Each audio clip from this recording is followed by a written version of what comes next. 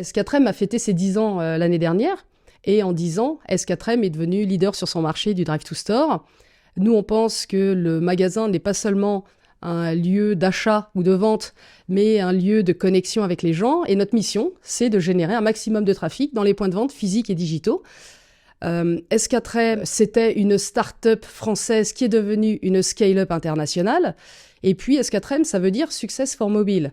Or, aujourd'hui, notre plateforme est devenue omnicanal. Donc, pour toutes ces raisons, S4M a laissé la place à Locala.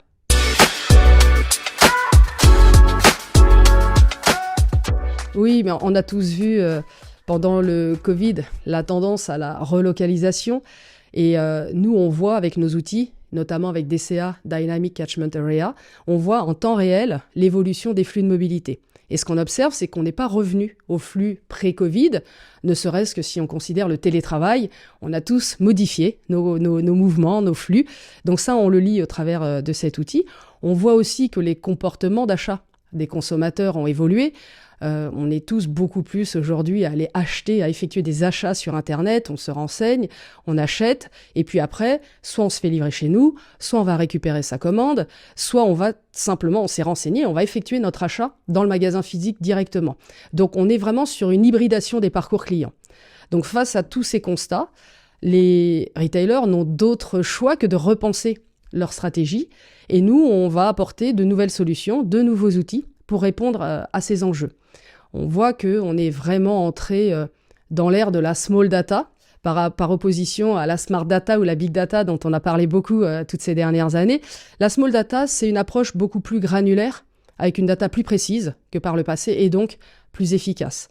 On sait tous que les comportements des consommateurs ne sont pas les mêmes d'un consommateur à l'autre, ni d'un territoire à l'autre. Je vais prendre un exemple que j'aime bien prendre pour caricaturer un petit peu. En fait, si je prends Picard, quand on habite à Paris, on va plutôt sortir du travail le soir, acheter son petit plat du soir, ponctuellement, et on va y aller régulièrement. Quand on habite en province, on a souvent un peu plus d'espace, on a un grand congélateur à la maison, et là, on va plutôt faire le plein de produits surgelés pour le mois et on va stocker. Donc, on voit bien que les comportements, les usages ne sont pas les mêmes. Et nous, on a sorti aux États-Unis et on va sortir en France un nouvel outil, un outil d'aide à la décision qui s'appelle Retail Analytics, qui permet de vraiment voir les flux. On voit les gens qui passent devant un magasin, ceux qui rentrent dans le point de vente. On voit ceux qui vont fréquenter une enseigne sur un territoire et sur ce même territoire qui vont fréquenter également une enseigne de la concurrence. Donc autant dire beaucoup d'enseignements qui nous permettent d'apporter des éclairages stratégiques aux clients et d'être de plus en plus précis dans l'accompagnement qu'on leur apporte. Donc on a vraiment des outils qui permettent de bien comprendre les clients et les prospects potentiels de nos clients retailers et de repenser les zones de chalandise au prisme du potentiel business de la zone. Notre plateforme, elle est donc devenue multilocale, mais elle devient également omnicanal.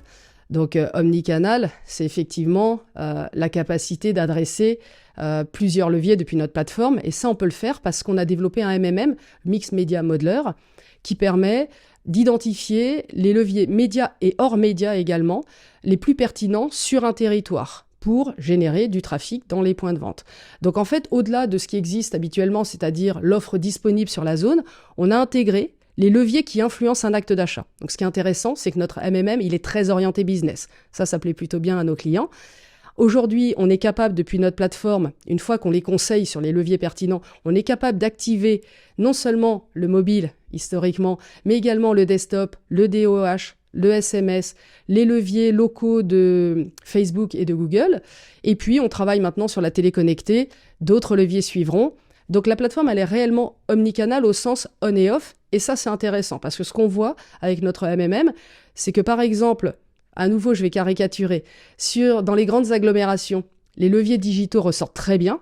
En revanche, dès qu'on s'éloigne un petit peu, on rentre dans des régions un petit peu plus éloignées des grands centres urbains, on voit que les médias traditionnels historiques restent très puissants. C'est le cas, par exemple, de la PQR dans l'ouest de la France, parce qu'on sait que Ouest France est très puissant, ou encore du prospectus qui ressort très très bien dans un grand nombre d'agglomérations. Si je résume, avec Retail Analytics, on sait qui sont les clients et les prospects des retailers. Avec le MMM, on sait comment leur parler, quel levier activer Et avec notre plateforme, on va pouvoir activer de plus en plus de leviers. L'idée, c'est d'optimiser en temps réel les campagnes, puisque nos algorithmes permettent de le faire, de mesurer les performances pour pouvoir identifier le ROI qu'on va générer et les visites incrémentales qu'on va générer, puisqu'on est vraiment sur du KPI business.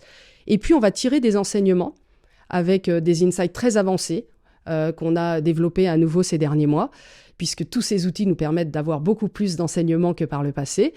Et du coup, on va pouvoir tirer des enseignements, capitaliser sur les campagnes passées pour optimiser les suivantes.